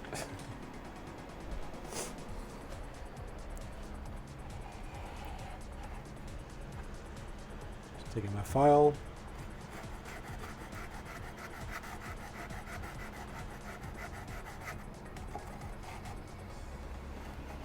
I went a little bit overboard with the amount of putty that I put down, but it shouldn't take long. Also, along with sandpaper and files, is you know, X-Acto knives and that kind of thing will make quick work of this stuff. For instance, like for the top of this,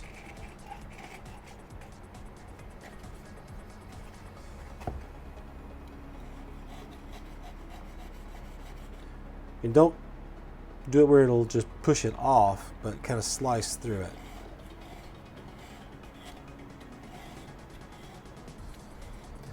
And if you notice, I'm sort of cutting toward the piece instead of back this way where it might peel the pieces off.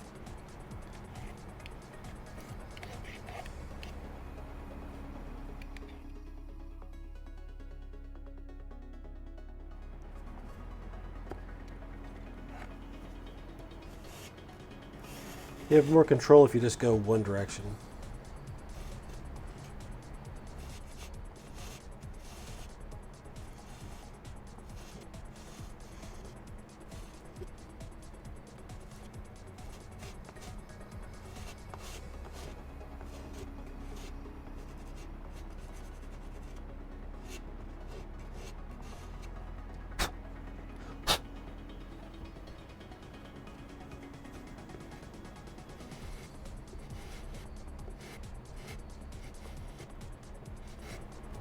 And you can tell when you're flat because you'll see a straight line between the two materials.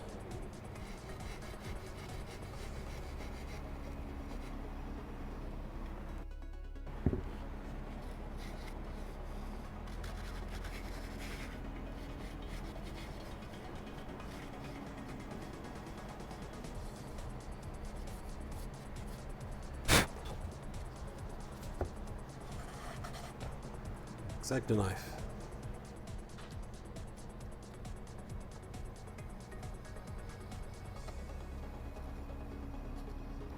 Cuts through like butter. Just don't go too deep. You can also scrape with it, just don't scrape toward the edge, scrape the back side.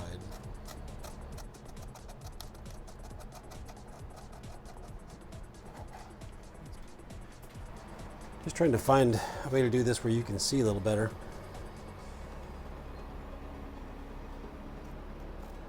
and that I could actually do it.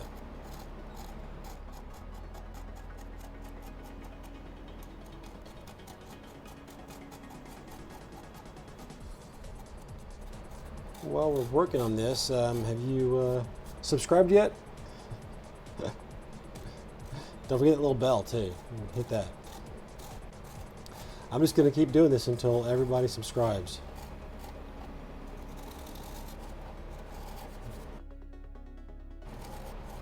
This is definitely a lot easier. I'm not sure you can see it as well.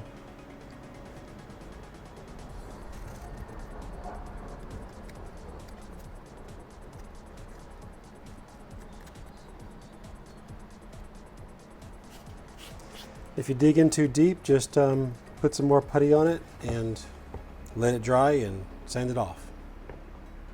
But, you know, flat this time.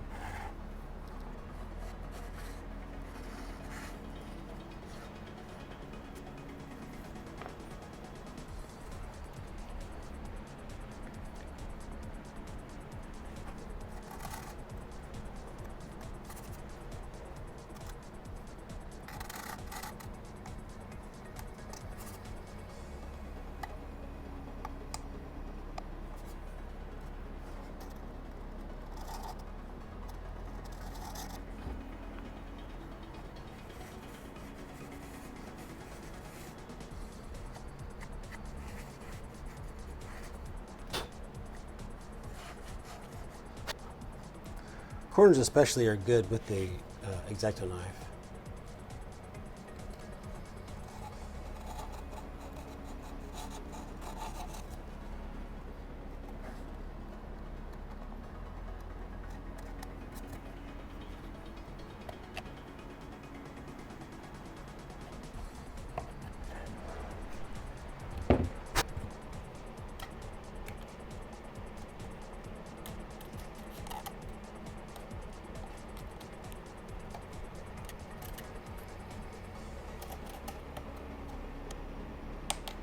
For this back, I'm just trying to make it as close as I can get to one straight line all the way across.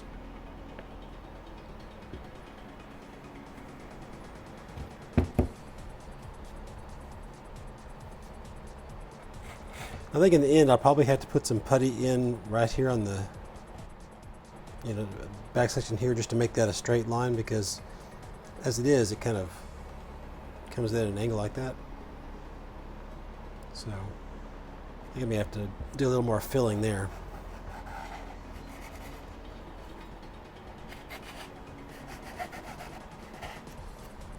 Okay, we're getting there.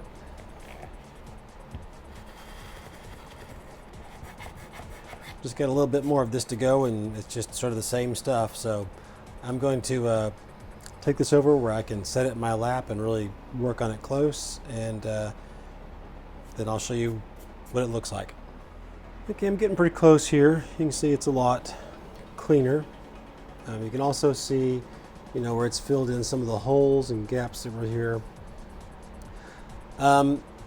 If while you're doing this, you start to tear off the labels, that's 100% fine. In fact, if you haven't already, now is a good time to take those labels off. Even before you do the putty, go ahead and take those labels off. Except, of course, for this one that's on top of deck number 1, because you, being smart, haven't stuck deck 2 and all its parts onto deck 1 yet, and you're going to need those lines to line everything up. So leave this label on, all the other labels can come off. We're kind of at the point now where I'm going to switch over to just some light sandpaper.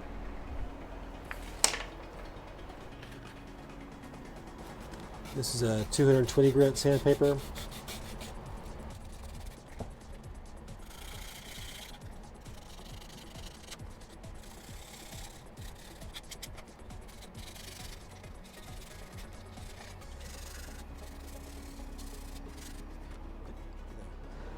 I'm going to take the Dremel and I'm going to clean up some of these corners that are really sharp on here. This is all still part of the smoothing process. You don't really want it to be, really sharp corners. So let's go ahead and do that real quick. And I'm just using one of these sort of conical shaped bits.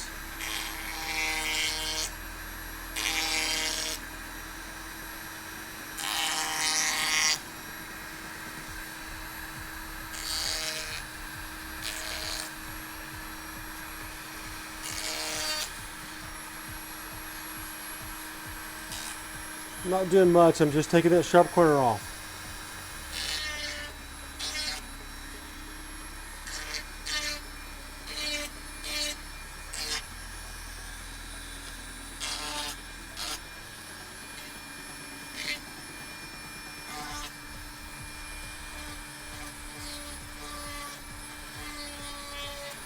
There's going to be more of this doing later on, but since I'm kind of filling in gaps and stuff, I don't want to have to fill in a perfect edge there and then come back and round it all off.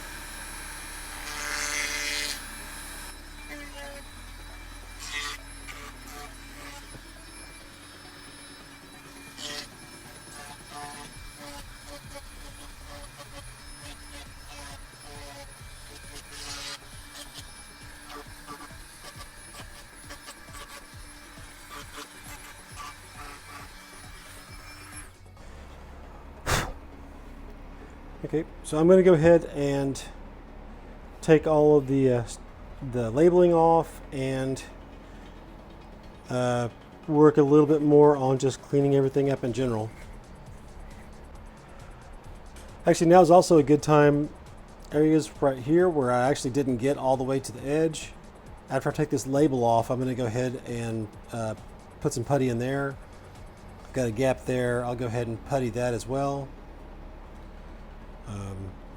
Just any other areas where I see some big gaps. And we're back, and as you can see, after cleaning everything up, I went ahead and put some more putty in here to fill in some cracks. There's I say a pretty big crack, but it really wasn't, but there's a little bit of a seam that was visible between this second deck and the first deck. You won't have that problem yet because yours isn't put together yet. And you'll see that I've removed this label on the top of the first deck, even though you shouldn't do that yet. Mine's already stuck down, so I went ahead and took it off. So I filled up gaps. That includes this front section here where we had a big gap from the insert we put in here. And also I had a big space where I didn't quite put this piece in flush with the front, so I filled that in as well. So now we can go ahead, since this is all dried and everything, we can go ahead and start cleaning that up.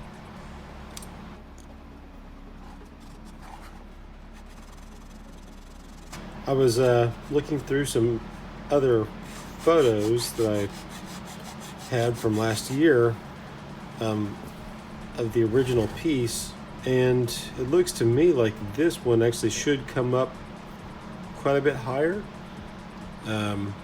especially in the back, and then it kind of works its way. So this piece seems way too short, and so I'm going to go ahead and fix that in the template. So when you get yours, you'll notice that it's much taller than this piece is.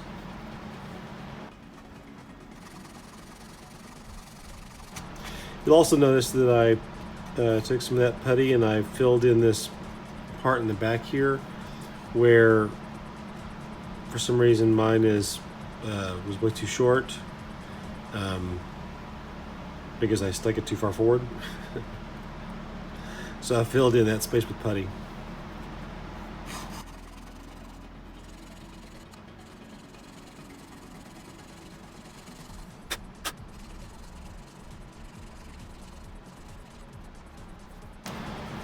Got a nice straight edge there, so I know I've got that pretty flat.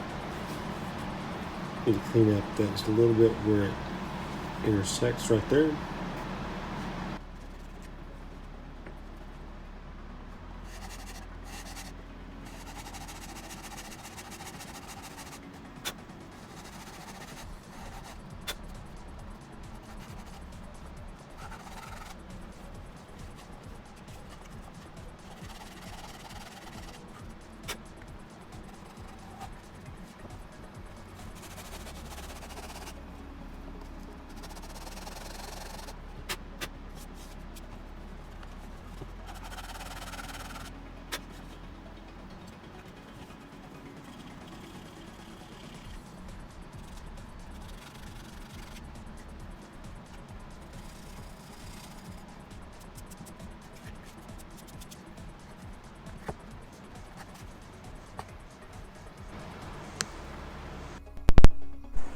Just realized that my mic wasn't plugged in that whole time, so hopefully there's some audio there that you can actually hear.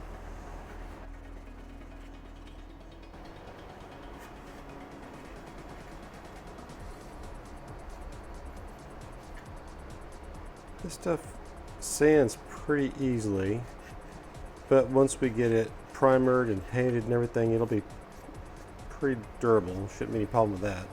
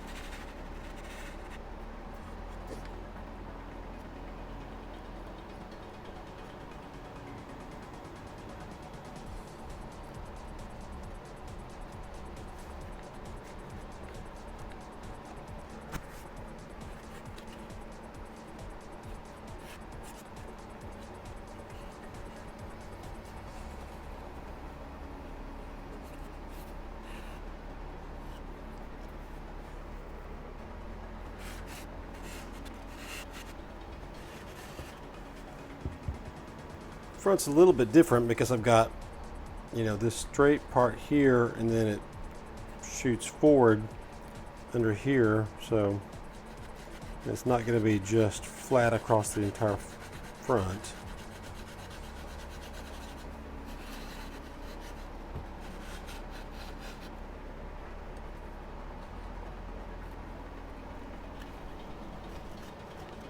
Here. Where it's not really supported, it's just kind of sticking up, it's kind of comes off real easy, but in the areas where it is actually supported, like where you filled in a gap, it's pretty rigid stuff. That's usually the kind of statement that results in this whole thing popping off the front. Let's hope not.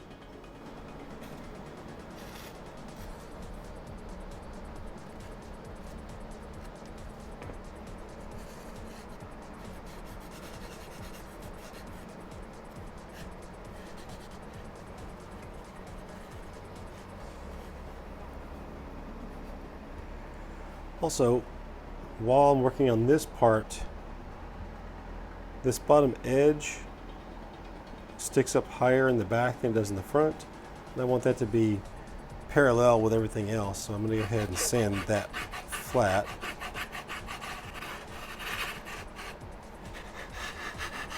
I'm using the round part of this file.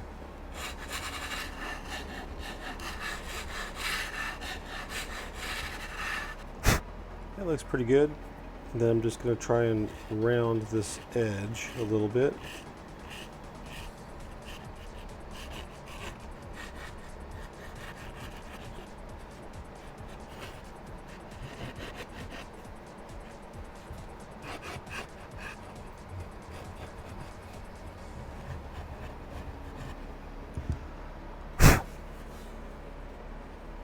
There's a little bit of area that I need to put some more putty in. I don't know if that popped off or if I just didn't get it in there to begin with, but I'm just going to fill in that little area there. And that's really the only place that I see that really needs some more putty. The next thing I'm going to do is, right now on this back, or on this actually the right side, right now we have an angle that goes in and then hits this 90-degree angle from the top here. I want to go ahead and make this finish the same angle all the way.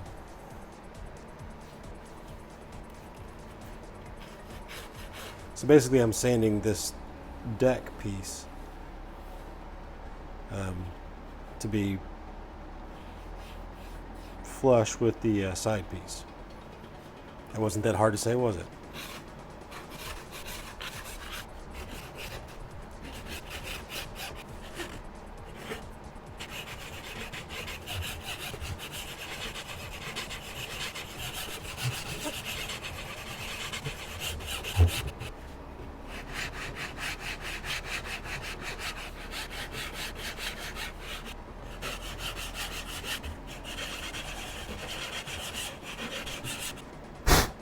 And yes, you could easily do this on the bandsaw.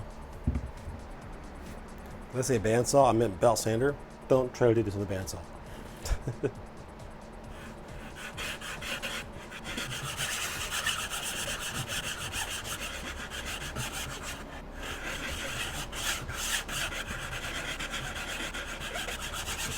can tell by this line that I'm almost there, but at the same time, now I'm having to file much more material, so it kind of slows down.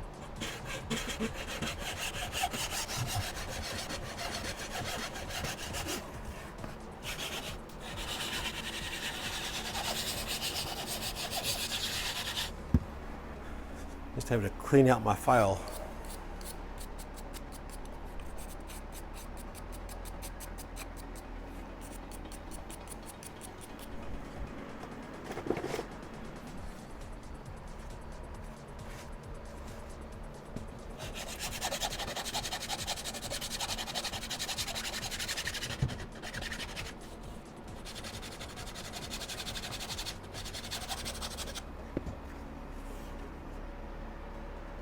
Okay, that looks good. So let's go ahead and add that last little bit of putty.